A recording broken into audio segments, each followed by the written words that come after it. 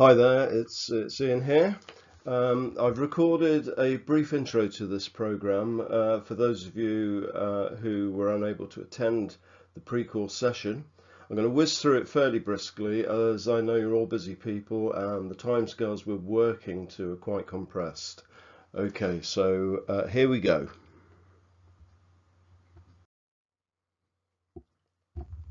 So let's have a look at how the program has come about. The program is one which is part of the Education and Training Foundation's offer. We delivered this program as a pilot between March and July this year, and were then awarded an extension contract to run one more cohort, which is you. And we're doing that slightly differently to how we did the pilot, because the pilot was a taught program, fully taught, face-to-face, and we're doing this, as you will know, as a blended program using Canvas and things like Zoom as well. Okay, so there were four pilots awarded around the country, delivered by, besides CETTacademy, there was one by Warwick University, one delivered by Sheffield Hallam University, and another one by an organisation called Creative Education. Our one is somewhat different in as much that we wanted to deliver something that was much more vocationally related in terms of training, not just teachers in a sort of fairly traditional FE type way, but also, we wanted to include a focus on people working within the independent training provider sector, adult and community learning, prison education, and so on, with a particular focus on the new standards for education and training, which we'll talk about shortly, in addition to the qualifications such as the award, the certificate and diploma in education and training. So the principle that we're working to here is to develop capacity within the independent training provider sector, or the non-FE part of the sector, but that's not excluding FE either, because of course FE, pretty much all further education colleges have a fairly well developed and well established vocational training provision linked with partner employers, so it is also relevant in that context. So when we're going through this program, we're looking at how you can cascade not only the teaching qualifications but also the training, teaching and training and coaching and mentoring and assessing standards, new standards which have been developed under the apprenticeship reforms. So there was a recognition from the foundation that because of this target audience, that we needed a more perhaps non-traditional way of looking at people coming onto the program. We also wanted to make it very much driven by what works within vocational, or the more vocational side of education and training, rather than classroom delivery, but not excluding classroom delivery either. And we also were aware that there are differences in culture and practice and language between the training, so-called training part of the sector, and the education, more formal education part of the sector. So we needed to address that as well. There's a mention here at the bottom about Ofsted as well, and Skills Funding Agency, and various other agencies that have come into play in recent months surrounding apprenticeships, and we need to be aware of that as well, and the likely impact of those agencies. So that's broadly what this is all about. So in terms of what we're looking at you to be able to cascade,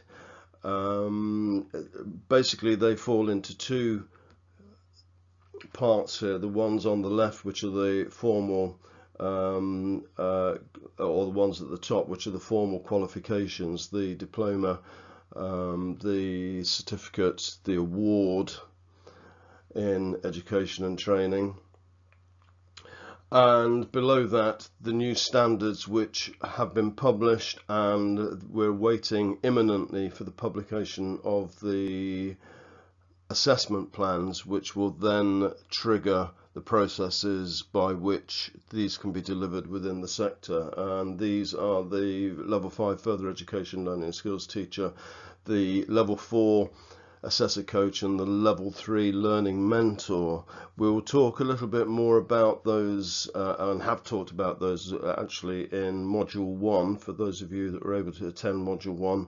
If you weren't able to attend module 1, then there will be a catch up very shortly, and I'll be notifying you about that. Okay, now the key thing here is that the usual rules apply, that you will be able to deliver qualifications and standards really to the level of your own experience and qualifications. So some of you, quite a few of you, qualified teachers, so you could deliver everything on this table now, in principle. Some of you may have qualifications, teaching qualifications at the level of petals or kettles, or petals or seatles if you prefer that pronunciation, or maybe a level 4 learning and development. And we will need to sort of talk to you about what that enables you to deliver, or cascade if you like, and also how, if you want to deliver at higher levels, how you could follow a program of professional development for yourself which would enable you to do that. Okay, so let's talk a little bit about the guiding principles behind this particular version of this teacher trainer program, and we've called it, as you're aware, the vocational teacher trainer program. So as you've seen, it's not just about training teachers, it's about training assessors, mentors, coaches, and so on. But the emphasis is clearly on what we might call vocational pedagogy, and we're going to use the words like pedagogy and curriculum, even though they're not used so much within things like the Learning and Development Awards, and may seem a little bit pretentious to people who are not working within a formal education setting. And they can be used that way, I have to admit, but that's not why we're using them. We are using them because they convey a meaning which is richer than what we have in other language, if that makes sense. And it's quite important that we enable you to feel empowered by these terms and can use them within your role in cascading teacher, trainer, mentor, coach, assessor training. So there are some key principles here that we are working around, and it is the concept of vocational pedagogy as opposed to pedagogies or teaching methodologies which are more common within the classroom. So the key driving or policy drivers within the sector at the moment are things like CAVTIL, the Commission on Adult Vocational Teaching and Learning, which has been looking for some while at the ways in which teaching and learning within the education and training sector needs to be moved a little bit more to sit better within the workplace and out of formal education structures. We have FELTAG, the Further Education Learning Technology Action Group, which has been promoting the use of, and I should say the effective use of technologies, new technologies within teaching, learning and learning support. And we've generally got a sort of shift at the moment in the sector from for education and training in the education and training sector being moved more towards the workplace in general, and Ofsted are pushing for this, and of course it's very much in keeping with the apprenticeship reforms as well. So we will be addressing things very much within the context of that shift to a more work-based or work-situated context for education and training. So let's have a look at the structure of the program. There are actually 6 modules, and I'll talk you through what they are. So 5 of them are either online real-time taught sessions, and you will all have done, I think, the first part of module 2 by now, via Canvas, which are 2.5 sessions generally, from 1 o'clock to 3:30.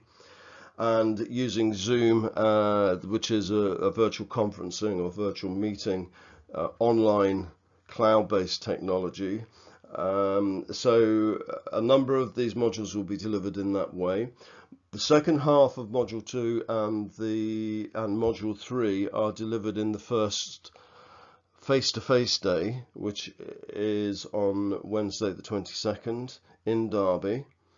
And also the final module, module 5, is delivered as a face-to-face day. Not so much because we needed to do that face-to-face because of what we're covering, but more so that we can achieve a sense of closure to the program, if you like, and establish the way forward in a more face-to-face way. There is a 6th module which is totally online, and that can be accessed through the link in Canvas under module 6, and it is situated, this online module, in a place called Foundation Online, which is the Education and Training Foundation's website, or part of its website, which has quite a lot of very, very useful free programs. The module Module 6 was actually created by myself and my colleagues to support this program, to underpin the other modules on the program. But the reason it's on Foundation Online is because I think it was because the Foundation thought it would be useful in general to anybody that is delivering teacher education or trainer education, so it's available for all. You will need, when the first time you log on to that, you will need to set up a free account with Foundation Online, but it's a fairly straightforward process. That particular module addresses underpinning aspects of the whole program, particularly around values, beliefs and behaviors, which are relevant to learners, to teachers, trainers, mentors, coaches, assessors, and to the trainers of those education and training staff. So running through the other modules then, the first one is really all about the current landscape of qualifications and standards, and it's explaining what is out there at the moment, what is coming on stream very, very quickly, how it all relates together, so that you have a clear idea of the palette of qualifications and standards that you'll be working with. It also introduces the idea of observation as a key aspect of training teachers, trainers, mentors, coaches, assessors. Module 2 goes into the sort of principles that are driven by current policy and organisations like Ofsted that I mentioned in the previous slide, and that's delivered over an online session via Canvas and Zoom, and the second part is delivered in the morning of the first taught day on the 22nd, before we move into module 3, which will be led by Joss Kang. And that will be looking at some very skills-based practice, interpersonal skills, which are relevant very relevant in training teachers, trainers, mentors, coaches, assessors.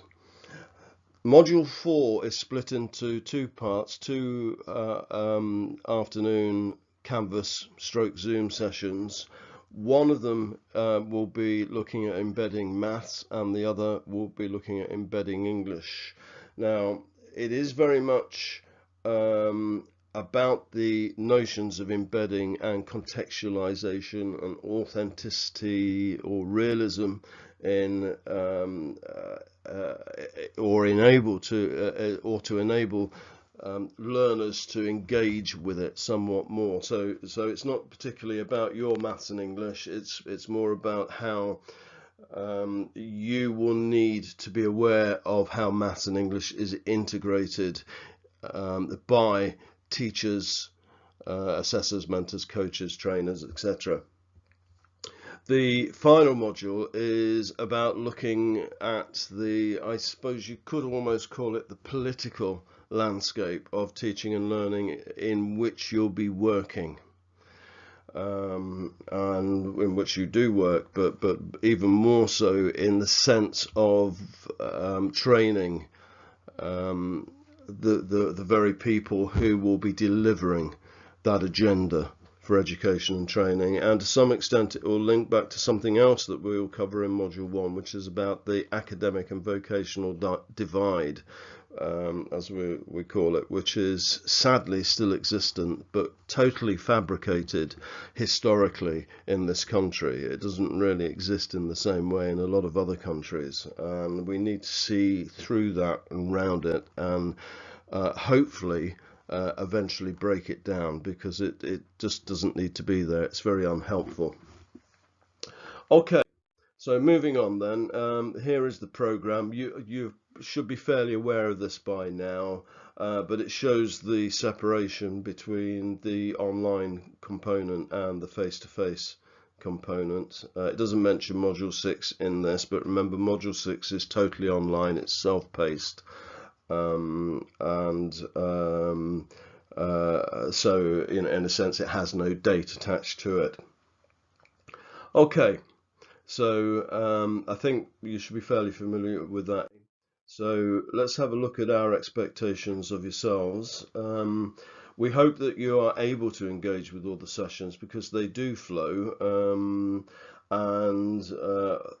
Obviously in a short compressed program we're squeezing a lot into this, so it does mean that if you miss a particular session you're missing quite a lot of content with that. So hopefully you can get to the sessions wherever possible, and if you really can't, then we will have to try and sort out a plan B for you, but that really is helpful if you could sort of make sure that you've got that space to attend the program as it is.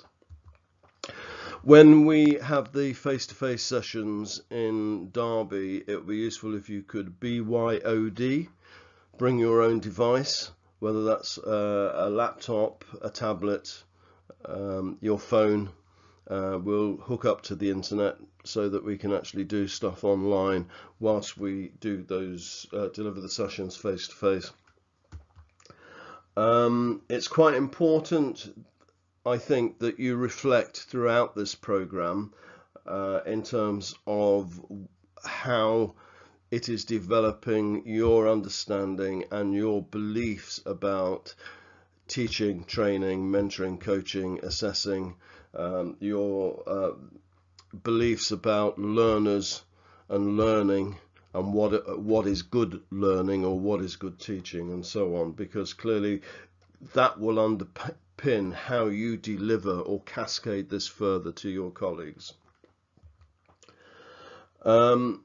Assessment is included within the modules or attached to the modules, and it is there because it is useful to, should you wish to develop a bit of a portfolio, which you can actually do from within Canvas, develop your own portfolio, and you can then download it in various formats.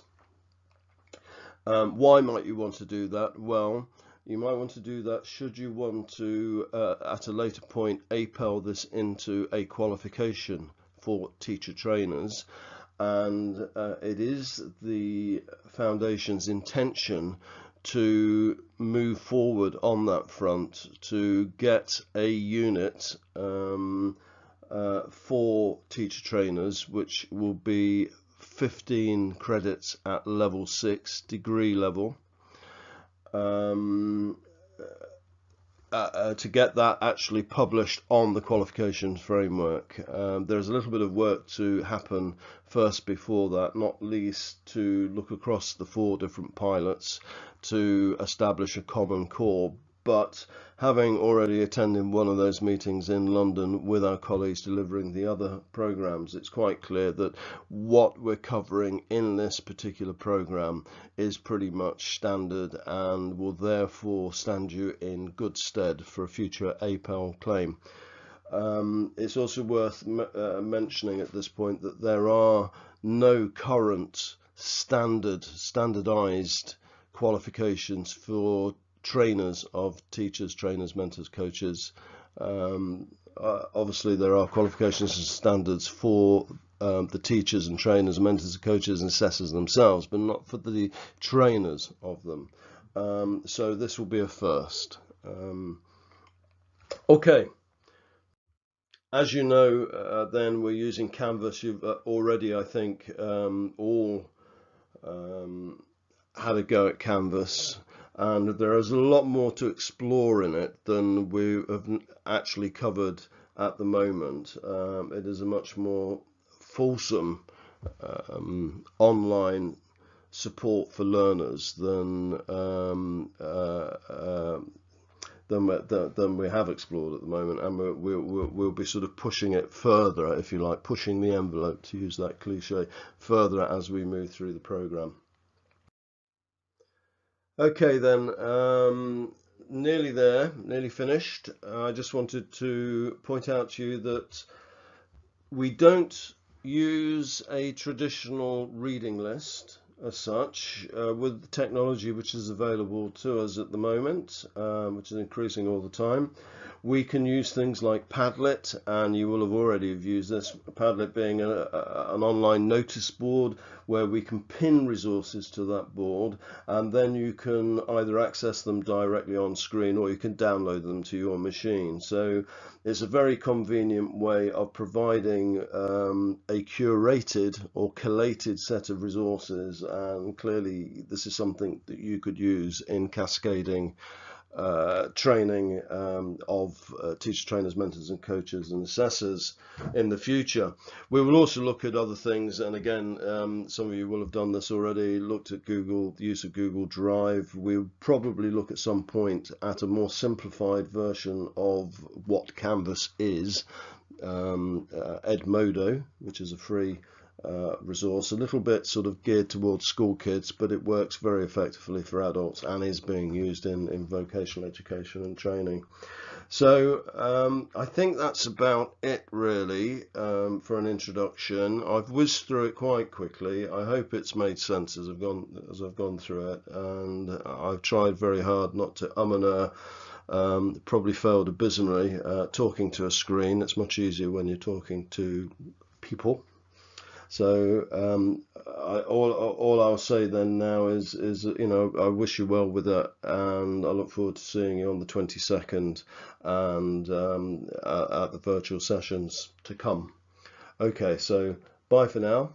Speak soon.